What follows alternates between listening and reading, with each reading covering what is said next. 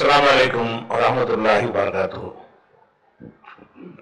அன்பிற்குரிய சகோதர சகோதரிகளே, நீங்களும் ஆலிம்களாகலாம் என்ற பாடத்தில் புதன் வியாழன் ஆகிய 2 நாட்கள் திருக்குர்ஆன் வசனத்தினுடைய நேரடி தமிழாக்கத்தையும் விளக்கத்தையும் பார்த்து வருகிறோம்.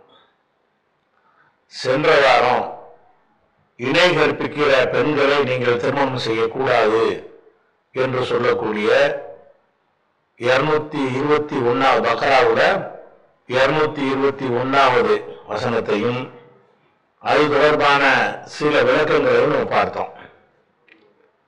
அதில் என்ன பார்த்தோம் என்று கேட்டால், இணை கற்பிக்கிற பெண்களை மணக்கக்கூடாது என்பது ஒரு பக்கம் இருந்தாலும் வேதக்காரர்களை மணக்கலாம், வேதம் கொடுக்கப்பட்டவர்களை மணக்கலாம் என்றும் அல்லாஹ் என்ன செய்யலாம் 5 வசனத்தில் சொல்கிறான். அதிலிருந்து இதை விதிவிலக்காக எடுத்துக்கொள்ள வேண்டும். அந்த யூத கிறிஸ்தவர்கள் இணை கற்பிக்கிறார்கள் என்பது பல இடங்கள்ல அல்லாஹ் சொல்லி இருக்கிறான். அப்படி சொல்லிட்டு அவங்க பெண்களை நீங்கள் மணந்து கொள்ளலாம் என்று அனுமதிக்கவும் செய்யலாம். அப்ப அதுல இருந்து எல்லா விதிவிலக்கு கொடுக்கலாம். முஷ்ரிக் என்பதுல இருந்து வேதத்தின்படி இருக்கக்கூடிய வேதத்தை நம்புறவங்களா இருந்தாங்கன்னா அவங்க விதிவிலக்கு. எந்த விஷயத்துக்கு விதிவிலக்கு என்றால் 2 விஷயத்துக்கு விதிவிலக்கு. ஒன்று, அவங்களுடைய உணவுகளை சாப்பிடலாம் என்பதற்கு ஒரு விதிவிலக்கு, அவங்க வீட்டில் சம்பந்தம் பண்ணிக்கலாம் என்ற ஒரு விதிவிலக்கு. இந்த 2 விதிவிலக்கு இருக்கிறது. இந்த விதிவிலக்கின் காரணமாக அவங்க இணை கற்பிக்கலன்னு வராது, அவங்க செய்யற செயல் இஸ்லாத்துக்கு உட்பட்டது என்று வராது. ஆனால் அல்லாஹ் என்ன செய்யறான்னு கேட்டா அதை அனுமதிச்சுட்டான். அவன் அனுமதித்த பிறகு நம்ம அதுல மாற்று கருத்து கொள்வதற்கு நமக்கு உரிமை இல்லை. இந்த இடத்துல இதை சொல்லும் பொழுது, அப்படியானால் முஸ்லிம்களாக வாழ்ந்து கொண்டு இணை கற்பிக்கிற காரியங்களை செய்கிறார்களே அவர்களை பற்றிய நிலைப்பாடு என்ன? முஸ்லிமா இருக்கிறாங்க, ஒரு இறந்து போன ஒருத்தர் என்ன செய்யறாங்க, இறைவன் நிலையில வைத்து பிரார்த்திக்கிறார்கள், அவங்கள்ட்ட போய் நேர்ச்சி செய்கிறார்கள், அங்க போய் என்ன செய்யறாங்க, அவங்க அடக்க ஸ்தலத்தில் போய் சஜிதா செய்கிறார்கள். இது மாதிரியான வகையில இணை கற்பிக்கும் மக்கள் முஸ்லிம் என்று சொல்லிக் கொண்டே இருக்கிறார்கள். அதே மாதிரி மதுஹபை பின்பற்றினா கூட ஒரு கட்டத்தில் இணை கற்பித்தல் வந்துடும். அதாவது அவங்க குர்ஆன் ஹதீஸ் தான் சொல்லியிருப்பாங்க அப்படின்னு சொல்லி நம்பினால் அது அறியாமையா போகும். குர்ஆன் ஹதீஸ்ல இருக்கட்டும், இமாம் சொன்னதான் கேட்பேன் அப்படின்னு மதுஹபில் இருப்பாரே, ஆனால் அவர் இணை கற்பிக்க தான் செய்கிறார். அப்படிப்பட்டவர்கள் இந்த சமூகத்தில் இருக்கிறார்கள். அதே மாதிரி பில்லி சூனியம் இதெல்லாம் அல்லாஹ்வுடைய சக்தி மாதிரி உள்ள ஒரு விஷயம், அதை ஒரு சூனியக்காரனுக்கு ஏழும் என்று நினைப்பார்களே, ஆனால் அது ஒரு வகையில இணை கற்பித்தல தான் வருகிறது. ஆனா அதை நம்புறவங்க என்ன செய்யறாங்க, முஸ்லீம்கள் இருக்கிறாங்க. அப்ப இவங்களுக்கு என்ன நிலைப்பாடு இருக்கிறது? அவங்க வீட்டு பெண்களை முடிக்கலாமா, கான்மானம் முடிக்கலாமா அப்படின்னு வந்துச்சுன்னு சொன்னா, இந்த திருமண விஷயத்திற்கு சரியான பார்வை என்னவா இருக்குன்னு கேட்டா, வேலைக்காரர்களுக்கு எல்லாம் சொல்லியிருக்கிறாங்க, அதுக்குள்ள இவர்கள் அடங்குவார்கள். இவங்களும் வேலைக்காரர்கள் தானே. வேலைக்காரர்கள் அன்னைக்கு இவங்க திருத்தவர்கள் தான் வேலைக்காரர் சொல்லப்பட்டாம, அது இன்றைக்கு வேதமுடையவர்கள் என்பது குர்ஆன் வேதம் தானே. அப்ப வேலைக்காரர்கள் என்பதுல குர்ஆன வேதமா நம்புறான். அவங்க நம்புற மாதிரியே மறுமை சபாத்து மற்ற எல்லாத்தையுமே அவனு விசாரணை எல்லாத்தையுமே நம்புகிறான். அல்லாஹ்வுடைய தூதர்மார் வருவாங்கன்னு நம்புறான். கபருடைய வாழ்க்கையை நம்புறான். சில கொள்கைகளை தப்பா புரிந்து கொண்டு என்ன செய்யறான், ஈசா நபியை பற்றி அவங்க நம்புற மாதிரி இவன் சில பெரியார்களை பற்றி இவன் தப்பா நம்புறான்.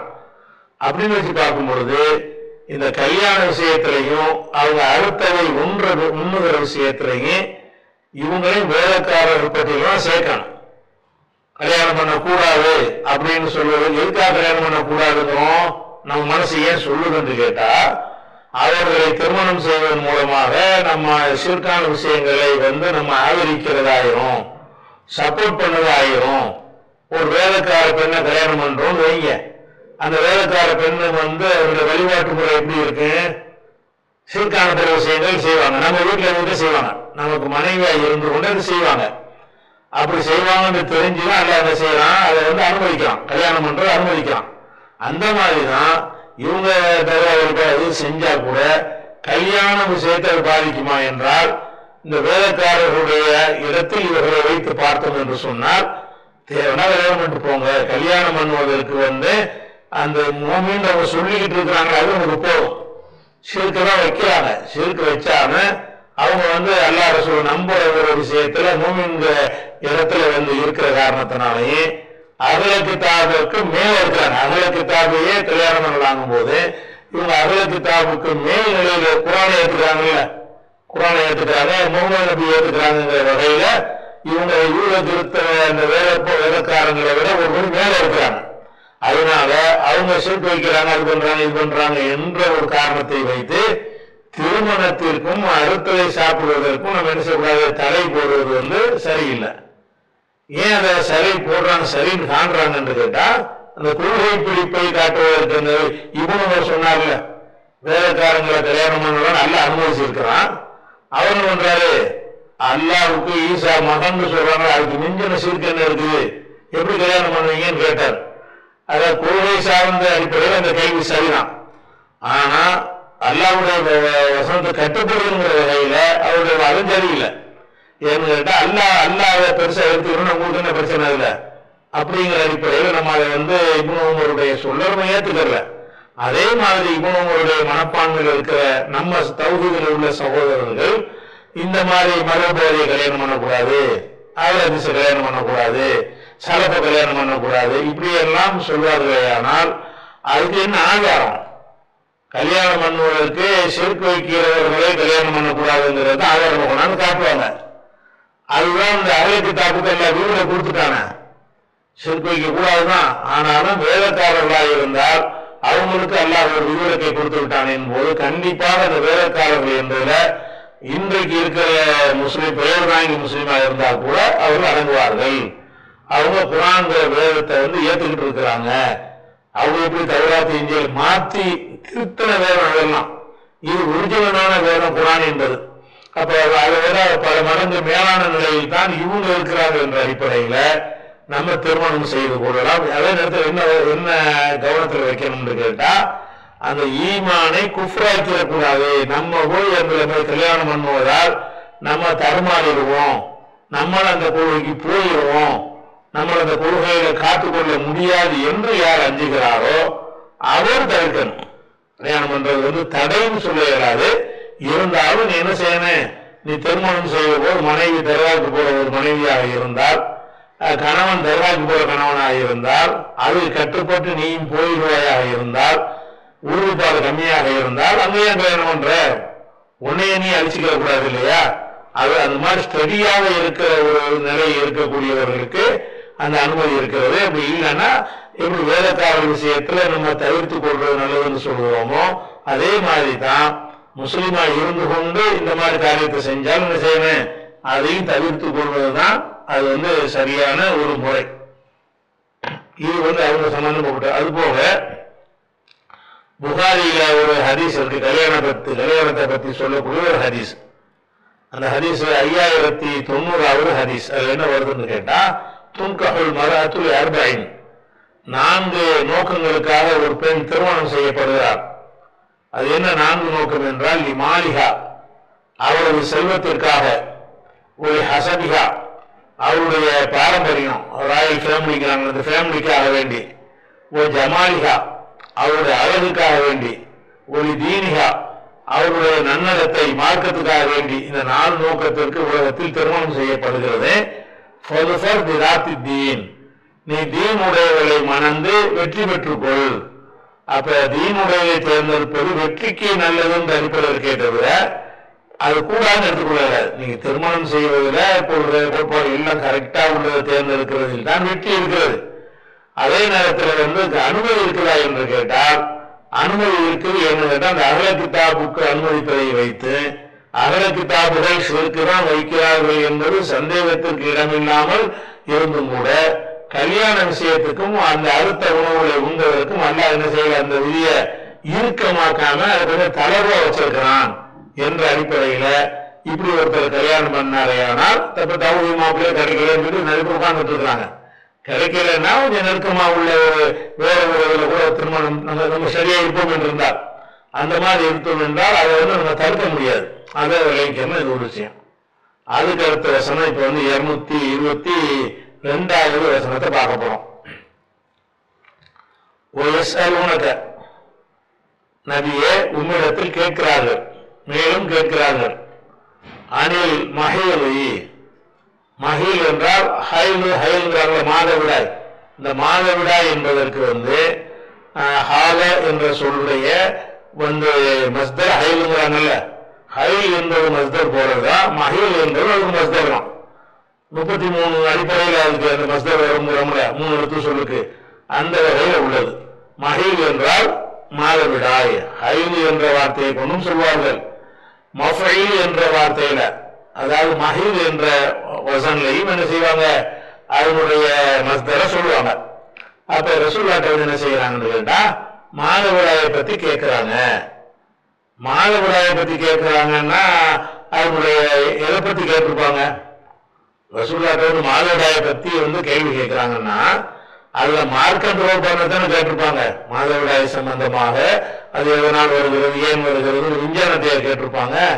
அதை கேட்க மாட்டாங்க. எதை கேட்டிருப்பாங்கன்னு கேட்டா, அவங்களோட நம்ம மாதவிடாய் நேரத்துல வந்து குடும்பம் நடத்தலாமா, இல்ல வாழ்க்கையை தொடரலாமா, அந்த மாதிரியான விஷயம்தான் அவங்க கேட்டிருப்பாங்க. அப்ப இந்த வசனத்திற்கு விளக்கமாக நபிகள் நான் எதற்காக இந்த வசனம் இறங்குச்சு என்பதை நம்ம தெரிஞ்சுக்கிட்டோம்னு சொன்னாதான் இந்த ஆயத்தை சரியா புரிஞ்சுக்கிறோம்.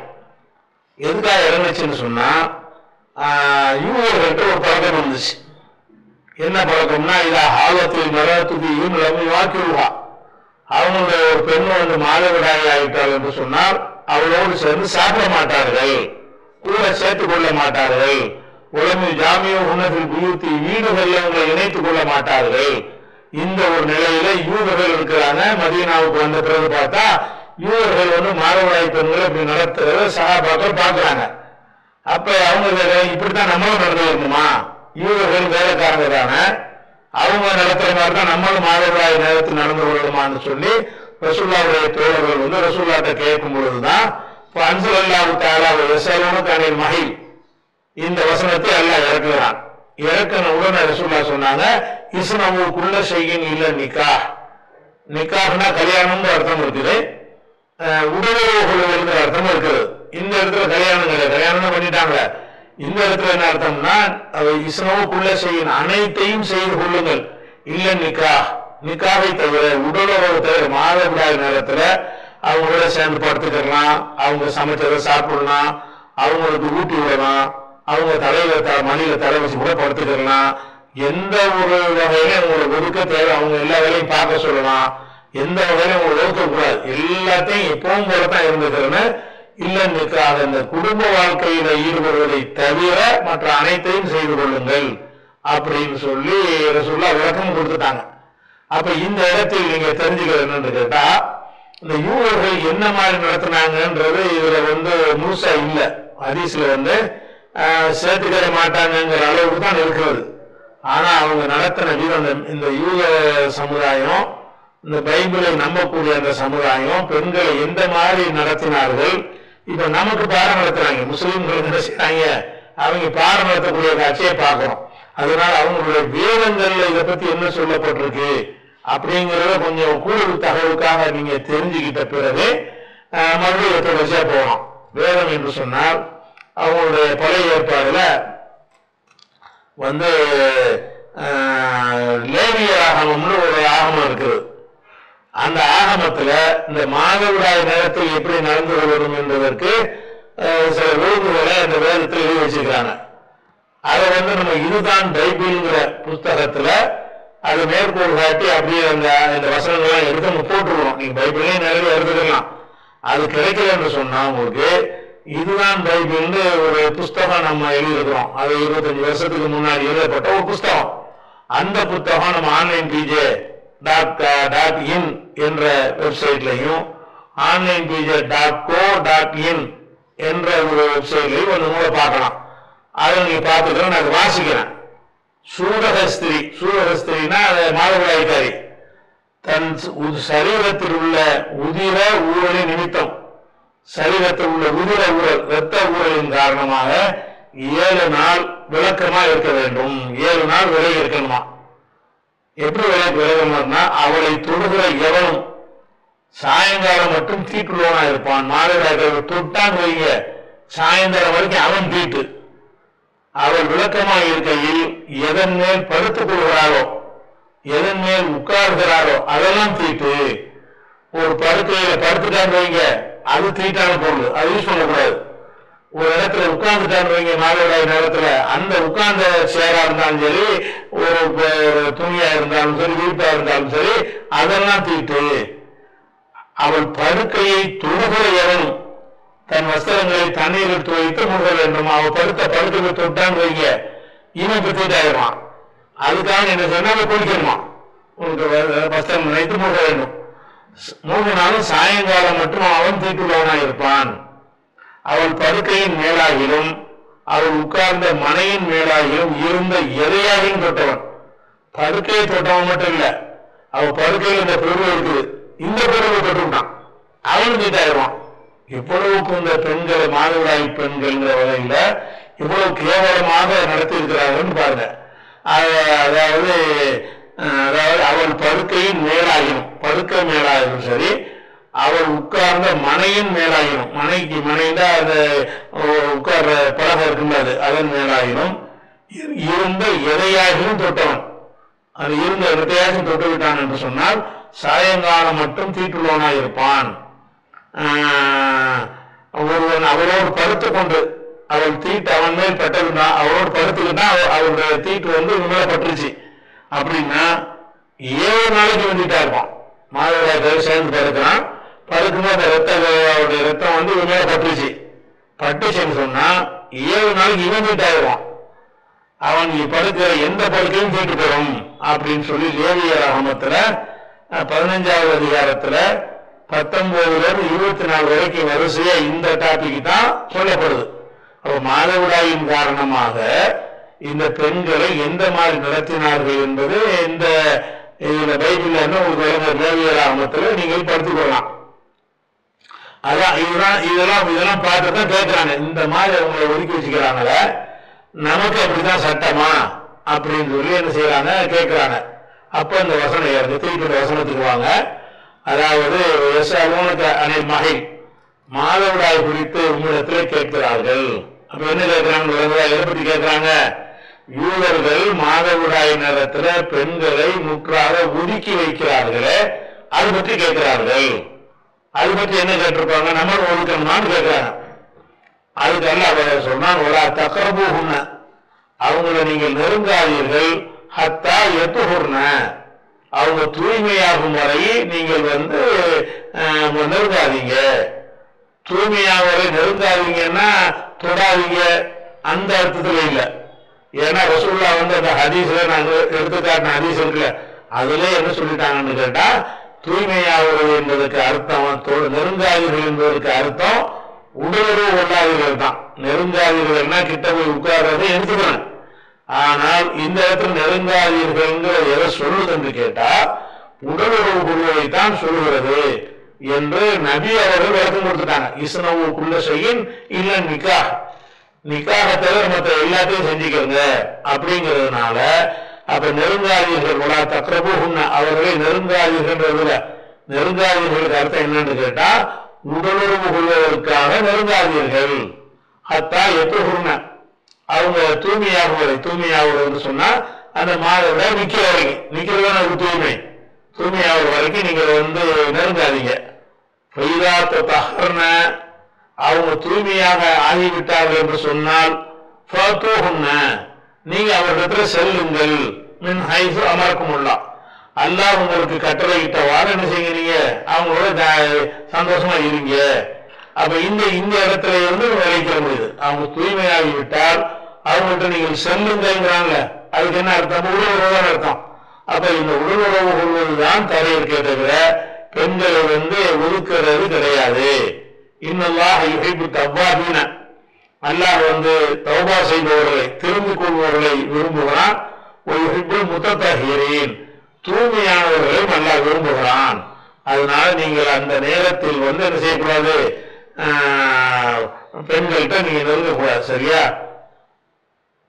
ஒரு ஒரு விஷயத்தை விட்டுட்டேன், இடையில ஒரு வரி விட்டுருச்சு. ஒரு எஸ்ஆலும் கரையில் மகிழ் மாதவிடாயை பற்றி கேட்கிறார்கள். கூழ் நபியை நீங்கள் சொல்லுங்கள். ஹுவ அதன், இதுதான் வாசிக்காம விட்டேன். ஹுவ அதன், அது ஒரு தொல்லை, அது ஒரு தொந்தரவு. மாதவிடாய் தொந்தரவான பெண்களுக்கு அது ஒரு தொல்லையா இருக்கிறது. நீங்கிக்கிறது, ஓய்கிறது.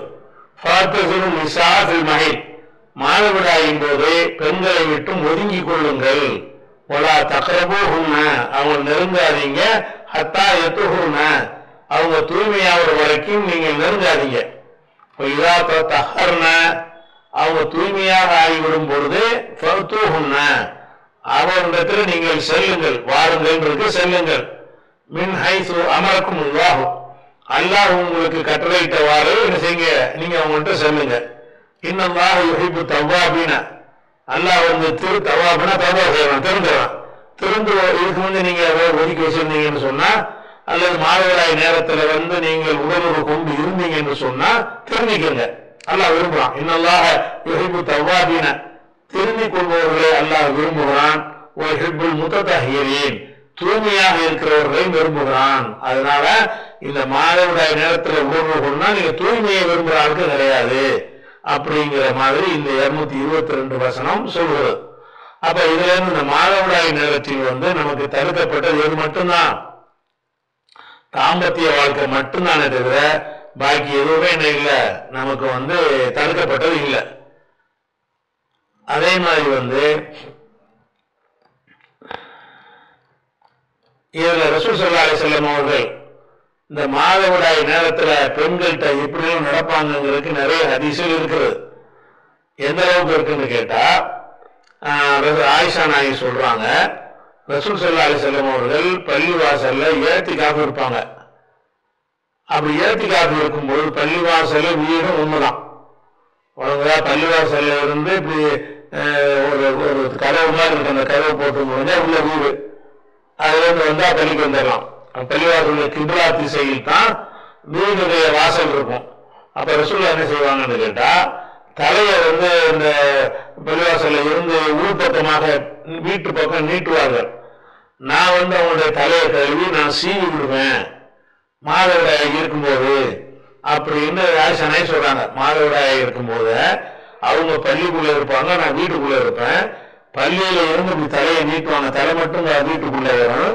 நான் வீட்டுக்குள்ள இருந்த மணிக்கு தலையை அவங்களுக்கு தலையை ரஜ்ஜினும் ஆயினும் மாதவிடாய் இருக்கும்போது நான் வந்து தலை வாரி விடுவேன். அப்படிங்கும்போது இந்த மாதவிடாய் காலங்களை ஒதுக்கலைங்கிறது தலைவாரி விடுற அளவுக்கு நெருக்கமா இருந்தார்கள் என்பது நம்ம பார்க்கிறோம். அதே மாதிரி ரசூல் ஸல்லல்லாஹு அலைஹி வஸல்லம் ஆயிஷா நாயகி சொல்றாங்க, மாதவிடாய் நேரத்துல அந்த சாப்பிடுறது சேர்த்துக்கிற மாட்டாங்கல்ல யூதர்கள், பக்கத்துல வச்சுக்க மாட்டாங்க. அதுக்கு ஆயிஷா நாயகி சொல்றாங்க, எலும்பு சாப்பிடும்போது எலும்பு இருக்குல்ல இறைச்சியில, அந்த எலும்பு எடுத்து நான் கடிப்பேன். கடிச்சிட்டு மாதவிடாய் நேரத்துல நான் ரசூலுல்லாஹ்ட்ட கொடுப்பேன் எப்பவும் போல.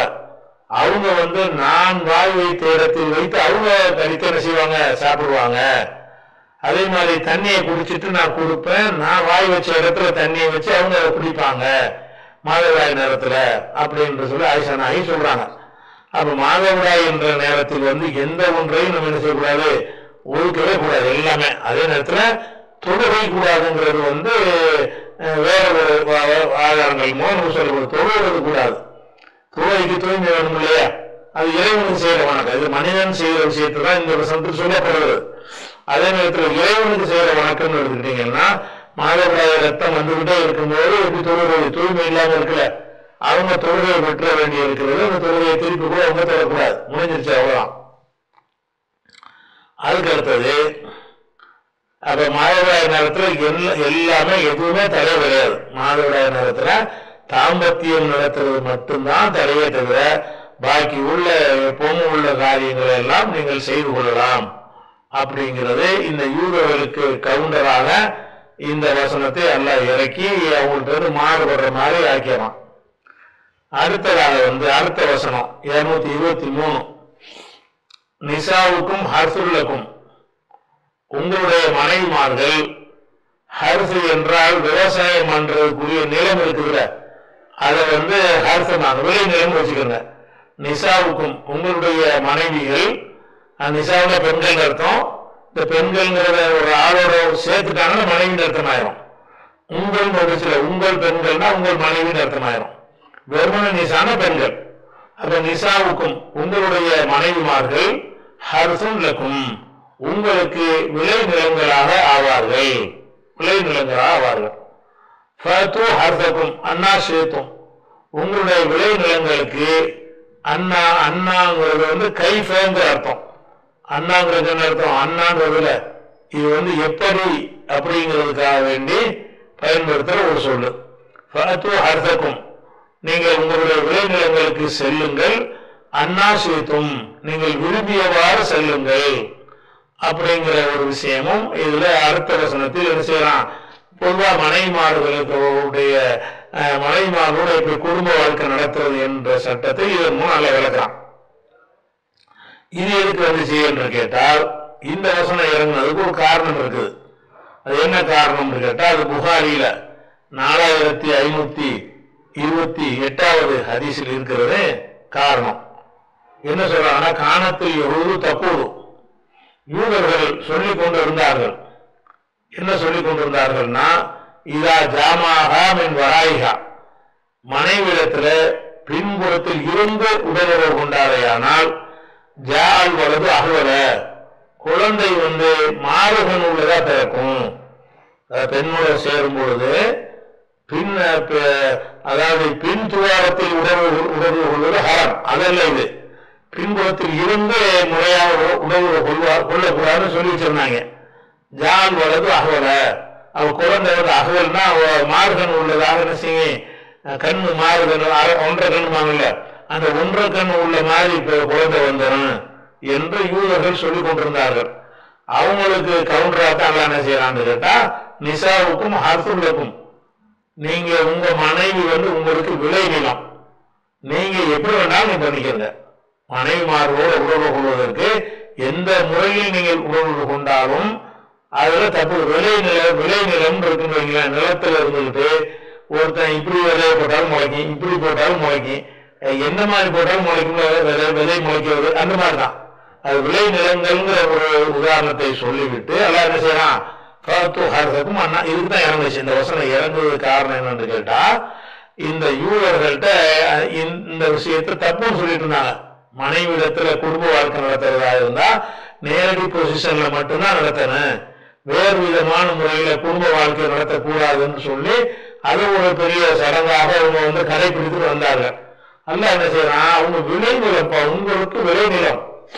விளைநிலம்ங்கிறது விளைநிலத்துல எப்படி இருந்தா என்ன எந்த மாதிரி வேணாலும் நீங்க விவசாயம் பண்ணிக்கிறீங்க அப்படிங்கிற கருத்துப்பட எல்லா அர்த்தம் அதுக்குள்ள அடங்குற மாதிரி எல்லாம் என்ன செய்யறான் சொல்றான். நிசாவுக்கும் ஹர்சுல்லக்கும் உங்களுடைய மனைவிமார்கள் உங்களுக்கு விளைநிலம். ஃபது ஹர்சுக்கும் அண்ணா சேத்தும் உங்களுடைய விளைநிலத்திற்கு நீங்கள் செல்லலாம். அண்ணா சேத்தும் நாடினான், சேத்தும் நீங்க நாடியவாறு. அண்ணா கைஃப சேத்தும் அர்த்தம். அண்ணா சேத்தும் என்றால் கைஃப சேத்தும் நீங்க நாடியவாறு அவங்கள்ட்ட என்ன செய்யலாம், உடலுறவு கொள்ளலாம் அப்படின்னு இந்த வசனத்தில் எல்லாம் சொல்றாங்க. அது உங்கள் மனைவிமார்கள் உங்களுக்கு விளைநிலம் வருது. இது இப்ப நவீன காலத்துல என்ன செய்யறாங்கன்னு கேட்டா, குழந்தை இல்லாத தம்பதிகள் வெவ்வேறு முறைகள்ல குழந்தை பெற்றுக் கொள்வதற்கு வழிமுறை கண்டறியப்பட்டிருக்கு. ஒரு ஆணுடைய அந்த கணவனுடைய உயரம் பலவீனமாயிருந்து அது நீந்தி சென்று கர்ப்பப்பைக்கு போக முடியாமல் இருந்தால் என்ன செய்யறாங்கன்னு கேட்டா, அந்த உயரமை பிரிச்சு எடுத்து அதை சினை முட்டை தனியை எடுத்து அது ரெண்டையும் ஒரு குழாயில வைத்து வளர்த்து ஒரு குறிப்பிட்ட வளர்ச்சி வந்த பிறகு என்ன செய்யறாங்க, அந்த மனைவியுடைய கருவறையில செலுத்தி அதை வளர்த்து இருக்கிறாங்க. இப்படி செய்யலாமான்னு ஒருத்தர் கேள்வி வைக்கிறாரு. அதான் செய்யணும். ஏன்னு கேட்டா, உங்க மனைவி உங்களுக்கு விளைநிலம், உங்களுக்கு விளைநிலம் கேட்டா கணவனாக இருக்கக்கூடியவருடைய உயிரங்களை கொண்டுதான் இந்த வேலையை செய்யணும். புள்ள இல்லைங்கிறதுக்காக வேண்டி விந்தன்னு வச்சிருப்பாங்க, எவனுடைய விந்து எடுத்து வச்சிருப்பாங்க, அதன் மூலம் குழந்தை பெறலாமான்னா அது பெற முடியாது. ஏன் பெற முடியாது? இந்த வசனம் சொல்லுது. இப்படி உங்க மனைவி உங்களுக்கு தான் விளைநிலம், அடுத்தவனு கிடையாது. அப்ப அடுத்தவனுடைய உயிரணுவை கொண்டு நீங்க உங்களுடைய கருவறையில் செலுத்திக் கொள்ளக்கூடாது. அப்ப நிசாவுக்கும் உங்கள் மனைவி உங்களுக்கு விளைநிலம் என்றால் கணவனுடைய உயிரினத்தைத்தான் அவர் பெற்றுக்கொள்ள வேண்டும். நேரடியா உடலுறவின் மூலமா பெற்றாலும் சரி, அல்லது செயற்கை முறையில பிரித்தறுத்து அப்படி பெற்றாலும் சரி, உங்களுடைய மனைவி உங்களுக்கு ஒரு விளைநிலம் அப்படின்னு கணவன் அல்லாத யார் மூலமாகவும் ஒரு பெண் பிள்ளை பெறக்கூடாது. நவீன காலத்தில் எத்தனை முறைகள் கண்டறியப்பட்டாலும் அதுல எப்படி பிரிக்கணும், கணவனுடைய உயிரினவை கொண்டு அந்த சிகிச்சை முறை இருக்குதா, அது மார்க்கத்தில் கூடும். கணவன் அல்லாத கணவனுக்கு சில பேர் கணவனுக்கு உயிரினமே இருக்காது, அதாவது இல்லற வாழ்க்கையில ஈடுபடுவாங்க, அந்த விந்துல என்ன இருக்காது, உயிரணு இருக்காது. அப்ப குழந்தை உருவாக சான்ஸே இல்லை, பிரித்து எடுத்து உருவாக்க முடியாது. அப்படிப்பட்ட நிலையில் இருக்காருக்கும் போது நம்ம என்ன செஞ்சிருக்கோம், கணவனுக்கு அது மாதிரி இல்லை, வேற ஒருத்தனுடைய உயிரினை எடுத்து நம்ம குழந்தை பெற்றுக்கலாம்னு ஒரு பெண் முடிவு எடுத்தால் தப்பு மார்க்கத்தில் கூடாதீங்க. அவங்க கணவனுக்கு தான் நீங்க விலை நிலைமையை தவிர அடுத்தவனும் கிடையாது. அப்ப அந்த மாதிரியான நிலையில அவங்க என்ன முடிவு எடுக்கணும்னா, ஏதோ பிள்ளை எடுத்து அந்த பாசமா வளர்த்துட்டு போங்க. அப்படி இல்லைன்னு சொன்னா என்ன செய்யுங்க, அந்த குழந்தைதான் வேணும் ஒரு நிலையா இருந்தா 2 பேர் பேசி வச்சு, எனக்கு குழந்தை பெறக்கூடிய தன்மை இல்லை, நம்ம தெரிஞ்சுக்கிறோம், நீ ஒரு நல்ல ஒருத்தனை வாழ்க்கை போட்டு கல்யாணம் பண்ணிட்டு போகணும்னு சொல்லி என்ன செய்யணும், அதுக்குரிய அதுதான் செய்ய வேண்டிய சரியான முறையை தவிர கணவன் தன்னை குழந்தை பெற தன்மை இல்லைங்கிற காரணத்துக்காக வேண்டி கணவன் அல்லாதவர்களுடைய உயிரினை எடுத்து என்ன செய்யக்கூடாது, ஒரு பெண்ணு குழந்தை தரிப்பதற்கு முயற்சி பண்ணக்கூடாது. அது எல்லாமே இவருக்கு வருகிறது. உங்களுடைய மனைவி உங்களுக்கு விளைநிலம், அந்த விளைநிலத்துக்கு வருவது எந்த மாதிரி வேணாலும் வாங்க, நீங்களும் வரணும். ஹர்சத்தும் உங்களுடைய விளைநிலத்திற்கு நீங்கள் வாருங்கள், அன்னாசியத்தும் நீங்கள் விரும்பின மாதிரி வாருங்கள். அப்ப நேரடியா தாம்பத்தியத்தின் மூலமா வேண்டாலும் பெற்றுட்டு போங்க, அல்லது நவீனமான முறைகள் கண்டறிகிறாங்கல்ல அந்த மாதிரியான முறைகளை பயன்படுத்தி வேண்டாலும் என்ன செய்யுங்க, நீங்க குழந்தை பெற்றுக் கொள்ளலாம். அப்ப விவசாயத்துக்கு எல்லாம் ஒப்பிடலாம். விவசாயத்துக்கு ஒப்பிட்டு ஒரு விவசாய நிலம்ங்கிறது விவசாயிக்கு தானே சொந்தம். அதே மாதிரி மனைவியுடைய அந்த கற்பப்பை என்கிற ஒரு விவசாய நிலம் கணவனுக்கு தான் சொந்தம். கணவன் அல்லாதவருடைய எந்த ஒரு பொருளையும் அதுல விளைவிக்க கூடாது அப்படிங்கிற அளவுக்கு அந்த சட்டத்தை இப்ப நவீன காலத்துல இந்த ஒரு சொல்ல வச்சு நம்ம எடுக்கலாம். நிசாவுக்கும் அர்த்துலக்கும் இந்த ஒரு சொல்ல இருந்த நவீன காலத்தில் நம்ம சந்திக்கக்கூடிய ஒரு பிரச்சனைக்கும் இது தீர்வாக இந்த வசனம் இருக்கிறது. இது வரைக்கும் இந்த வசனம் சொல்லக்கூடியதாச்சா. அதை தொடர்ந்து சில தாம்பத்திய வாழ்க்கைக்கு சில அறிவுரைகள் எல்லாம் சொல்றான். அந்த அறிவுரை இன்ஷா அல்லாஹ் நம்ம நாளைக்கு பாடத்தை பார்ப்போம். சொல்லுவாங்க.